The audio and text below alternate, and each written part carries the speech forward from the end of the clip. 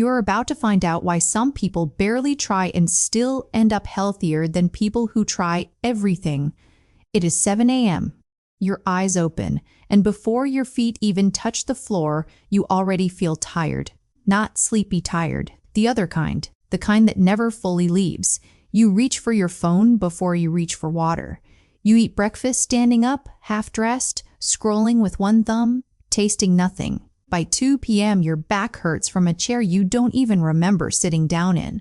By 9 p.m., you are lying in bed, exhausted, but somehow wide awake, staring at a ceiling that feels far away. Maybe you've tried to fix it. A new diet, a gym membership you barely used 3 times, a sleep app that just made you more anxious about not sleeping. Maybe you even bought the supplements, the fancy water bottle, the blue light glasses, and still, that same heaviness shows up again the next morning, like none of it ever happened. Now picture a woman in Okinawa, Japan, one of the healthiest places on earth. She is 84 years old.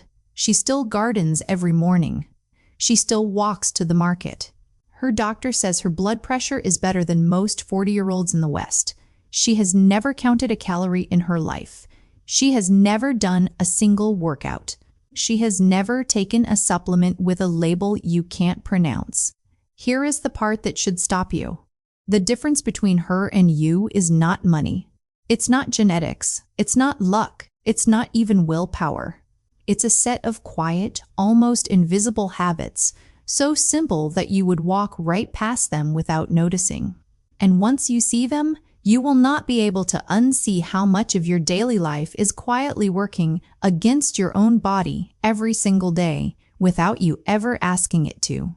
Today, we are decoding 6 of these habits, real ones, backed by real science, real researchers, and centuries of lived experience in Japan. Nothing here needs an app, a gym membership, or a single dollar. And unlike everything you have already tried, these habits do not ask for more of your time, more of your money, or more of your willpower. They ask for less. Stay until the very end, because the 6th one is the one almost nobody outside Japan has even heard of, and it might be the most important one on this entire list. The first habit comes from Okinawa itself. It's called Hara Hachi Bu. Literally translated, it means eat until you are 8 parts out of 10 full. This is not a diet, and people often get it wrong. It does not mean eating less food or skipping meals. It's not about restriction at all. It's about stopping at the exact moment you feel comfortably satisfied instead of the moment you feel stuffed. Here is how you apply it. At your next meal, eat slowly. Put your fork down between bites. Chew a little longer than feels natural. The second you feel good, not full, you stop. That's the entire practice. No calorie counting, no measuring cups, just listening to your body about 20 minutes earlier than you normally would. Researcher Bradley Wilcox, who has spent decades studying the Okinawa centenarian study, found that people who followed this habit consistently had lower rates of heart disease, lower body fat, and even slower biological aging. The mechanism is simple. It takes your brain roughly 15 to 20 minutes to register that your stomach is full. If you eat until you feel completely full, you have already eaten past what your body actually needed. This one habit, done at every single meal, quietly reduces the amount of food your body has to process, digest, and store without you ever feeling like you are dieting. Over months, this small 20% gap adds up to a completely different relationship with food, built not on rules, but on attention.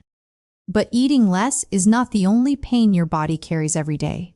The second pain that quietly wears us down is how still we sit, hour after hour. The second habit is called Radio Taiso. It is a short set of stretching and movement exercises broadcast on the radio in Japan every single morning since 1928. Almost every Japanese child grows up doing it in school. Many workplaces still play it over the speakers before the workday begins. People assume this is just warming up, something you do before a real workout. It's not that. Radio Taiso is not preparation for exercise. It is the exercise. It is designed to move every major joint in your body gently, first thing in the morning, before your body has been sitting still for hours. Here is how you apply it, starting tomorrow. Before you touch your phone or drink your coffee, spend 3 minutes moving your body. Roll your shoulders, swing your arms, twist your spine gently side to side, rise onto your toes and back down, reach your arms overhead and breathe. Nothing intense, just movement in every direction your joints allow. Movement scientists have found that gentle full body motion first thing in the morning increases blood flow to your joints and muscles and helps regulate your nervous system for the rest of the day. Your body has been still for 6, 7, 8 hours while you slept. Fluid builds up around your joints. Blood flow slows down.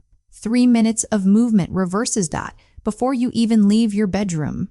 This is why so many older adults in Japan move with surprising ease, well into their 70s and 80s. It's not luck. It's 3 minutes every single morning for decades. But movement is only part of the story. The third pain that quietly follows us everywhere, even into nature, is how disconnected we've become from the outdoors. The third habit is called Shinrin-yoku. It translates literally to forest bathing, not hiking, not exercising in the woods, simply being present in a forest, walking slowly, breathing, noticing. People assume this means you need to travel somewhere remote, deep into the wilderness. You don't. Shinrin-yoku can happen in a small park with a few trees as long as you are actually present in it, not walking through it while checking your phone. Here is how you apply it. Once or twice a week, spend 20 minutes near trees. Walk slowly. Leave your phone in your pocket. Notice the shape of the leaves, the sound of branches moving, the smell of the air, the way the light falls between the branches. That's the entire practice. Dr. Ching Li, a physician at Nippon Medical School in Tokyo, has spent years studying this habit. His research found that trees release compounds called phytoncides, and breathing them in for even 20 minutes measurably increases the activity of your natural killer cells, a part of your immune system that fights off illness. His studies also showed real drops in cortisol, your body's main stress hormone, after just one short walk in the forest. This is not a spiritual idea. It's a measurable physical change inside your body caused by 20 quiet minutes near trees, and the effect doesn't just fade the moment you walk back inside. Some of his studies found the boost to immune activity lasted for several days after just one forest walk. But even when we are around nature, around people, around food, there is a fourth pain that quietly drains us, eating without ever really eating. The fourth habit comes from a single word, kuchisabishii. It translates to lonely mouth. It describes the specific feeling of wanting to eat, not because your stomach is hungry, but because your mouth simply wants something to do. People assume all hunger is the same. It's not. There is a real difference between your stomach asking for fuel and your mouth asking for stimulation out of boredom, stress, or habit. Here is how you apply it. Before you reach for a snack, pause for 10 seconds and ask yourself one question. Is my stomach asking for this, or is my mouth just bored or a little stressed, or simply used to snacking at this exact time every day?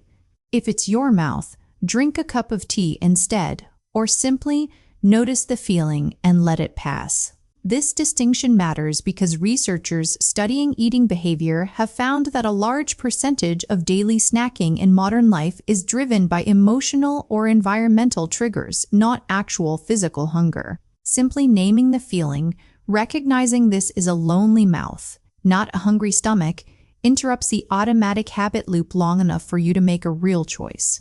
In Japan, this word gives people language for something most of us have never even been taught to notice.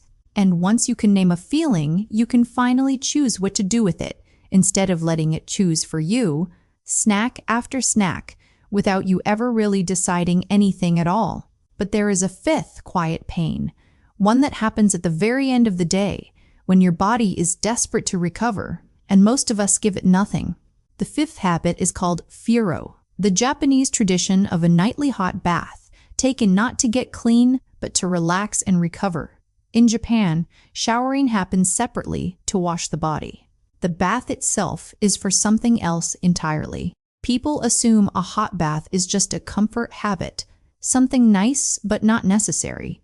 It's more than that. A short hot soak before bed is one of the most well-researched natural tools for improving sleep and lowering inflammation in the body. Here is how you apply it. About 90 minutes before bed, soak in warm water for 10 to 15 minutes. Put your phone in another room. Let your mind go quiet for a while. Your body temperature rises during the bath and then drops afterward. That drop in temperature is the exact signal your brain uses to begin the process of falling asleep. Researchers studying heat exposure, including cardiologist Jari Laakkonen, who has studied similar heat bathing traditions in Finland, found that regular warm bathing is linked to improved blood vessel function and lower markers of inflammation throughout the body. The heat gently stresses your cardiovascular system in a healthy way, similar to light exercise, and your body adapts by becoming more efficient at managing blood flow and stress. This is why so many people in Japan describe their evening bath as sacred. It's not indulgence, it's recovery, built directly into the architecture of every single day. No candles required, no expensive bath products, just heat, water, and 10 quiet minutes with nowhere else to be. But even with better food, better movement, better nature, and better sleep, there is one final pain, the deepest one, and it's the habit almost nobody outside Japan has heard of. The sixth and final habit is the one we promised at the beginning. It's called ma. There is no perfect English translation, but the closest meaning is the meaningful pause, or the space between things. Most people in the modern world fill every single gap in their day. The second a task ends, another begins. The second there's silence, a phone fills it. We have been taught that empty time is wasted time. Ma teaches the opposite. The pause is not empty, it's where your nervous system actually resets. Here is how you apply it. Between tasks today, take 60 seconds of true stillness. No phone, no scrolling. No filling the silence with anything at all. Just sit or stand and let the pause exist. Between meetings, between chores, between conversations, 60 seconds, several times a day. Researchers studying the nervous system have found that your body needs brief periods of rest, called micro-recovery, throughout the day to keep your stress hormones from slowly climbing without ever coming back down. Without these pauses, your body stays in a low-level state of alert from morning until night, even if nothing dramatic is actually happening to you. This is why Ma might be the most important habit on this list. It's not one more thing to add to your day. It's the permission to stop adding, even for 60 seconds, and let your body simply exist. So here is what all 6 of these habits actually have in common. Hara Hachibu, Radio Taiso, Shinrin-yoku, Kuchisabishi Awareness, Furo, and Ma. None of them are about doing more. Every single one of them is about doing slightly less, but with full attention. Health is not the size of your effort. It is the depth of your attention. When you begin practicing even one of these habits this week, you will start to notice something. Your body was never broken. It was simply never given the pause it needed to heal itself. You don't need to change your whole life tonight. You don't need 6 new routines starting tomorrow. Pick one habit, just one. Do it tomorrow morning and let it be small enough that you actually keep doing it long after this video is over. So, here's my question for you. Out of these 6 habits, which one do you already do without realizing it, and which one are you going to start tomorrow morning? You do not need to wait for the new year, or a Monday, or the perfect moment. The perfect moment was this morning, and it will be tomorrow morning too. Tell me in the comments below which habit you are starting with. If this helped you see your daily life a little differently, subscribe, and I'll see you in the next video.